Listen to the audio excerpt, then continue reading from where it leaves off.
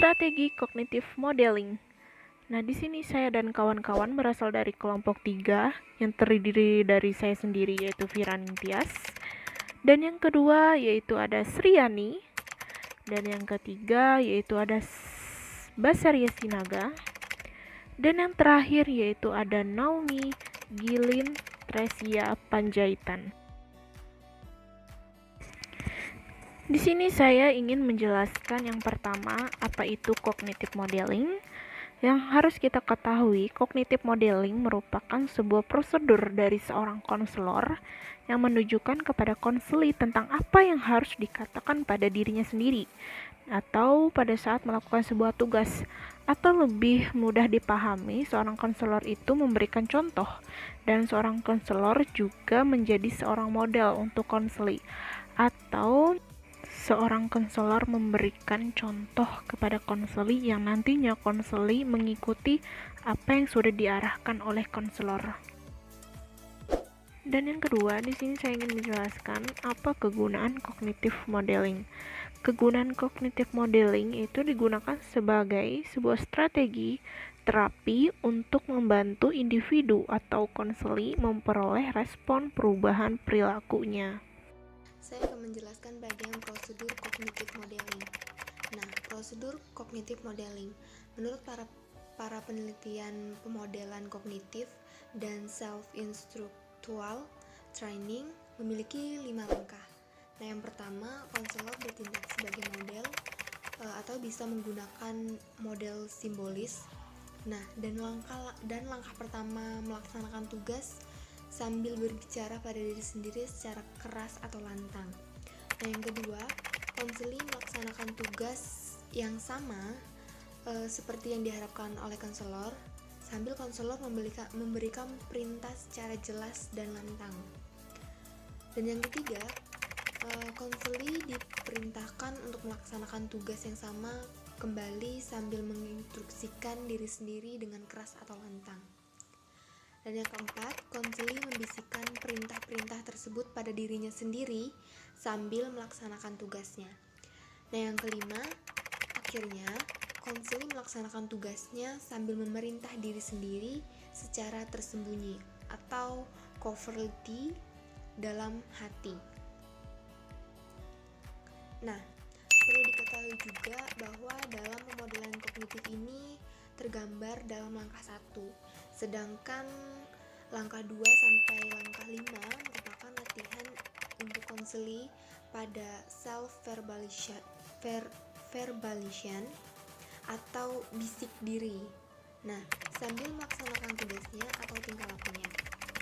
Pernyataan-pernyataan konseli ini diucapkan berangsur-angsur secara terbuka atau jelas, sampai juga secara tertutup atau dalam hati gitu. Nah, pemodelan kognitif dan self-instructual ini harus diimplementasikan dengan 7 langkah sebagai berikut. Rasional. Apa yang dimaksud dengan rasional? Telah ditemukan oleh sebagian orang yang mengalami kesulitan dalam melaksanakan tugas pada hal-hal tertentu. Seringkali kesulitannya bukan karena mereka tidak mampu melakukannya, tetapi disebabkan oleh apa yang mereka pikirkan atau katanya pada diri sendiri di saat melaksanakan tugas tersebut, sehingga sangat mengganggu penampilannya. Misalnya, jika Anda berdiri untuk menyampaikan pidato, kemudian Anda berpikir, "Aku pasti gagal." Pikiran semacam ini dapat mempengaruhi bagaimana Anda menyampaikan kata-kata Anda. B. Pemodelan penugasan.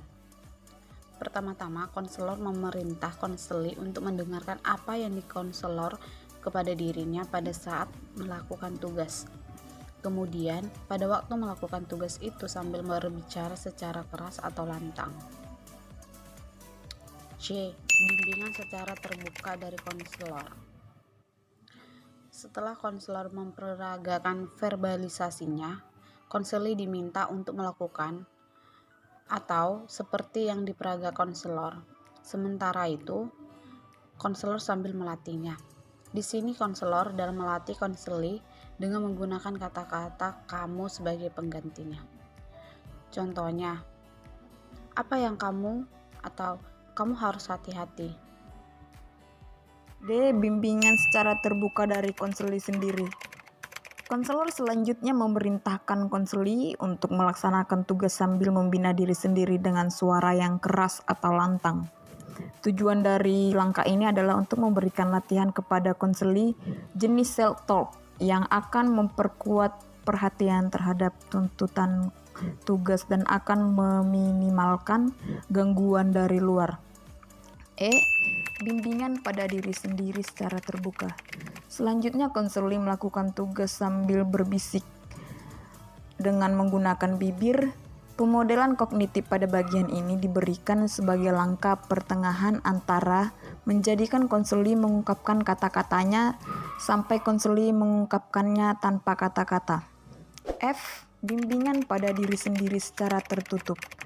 Akhirnya, konseli melakukan tugas dengan membimbing atau memerintah secara tertutup atau di dalam kepala. Hal ini sangat penting bagi konseli untuk mempraktikkan self-interaction secara terbuka. G. Pekerjaan rumah dan tindak lanjut.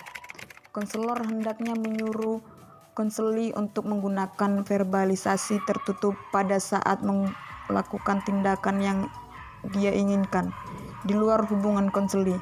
Pekerjaan rumah ini harus dirinci, seperti 1. Apa yang harus dikerjakan konseli, 2. Berapa banyak dan berapa sering, 3. Kapan dan di mana pekerjaan rumah tersebut akan dikerjakan.